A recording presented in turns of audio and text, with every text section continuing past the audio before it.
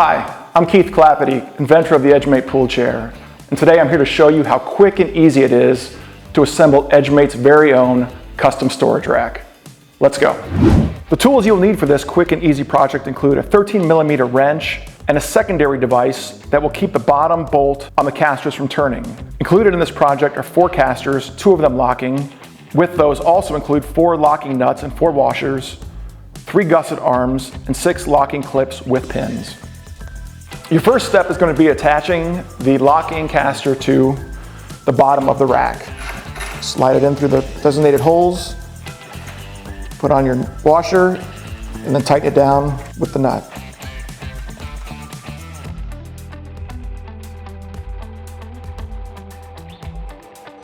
Repeat this then for the other remaining 3 casters, keeping in mind the other locking caster resides in the front of the rack.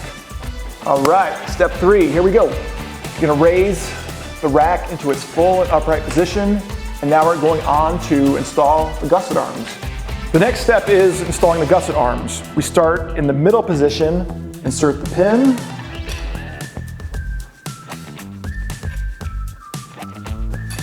and moving upward.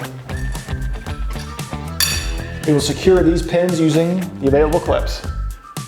Closing out step 4, you install the remaining 2 gusset arms along the sides of the storage rack. And for the final step, you will rotate the holding bar. Done and done. All that remains now is to load your EdgeMate storage rack. Facing warning label out, storage rack easily holds 12 EdgeMate pool chairs, which all that is left to do now is relax. You're in an EdgeMate.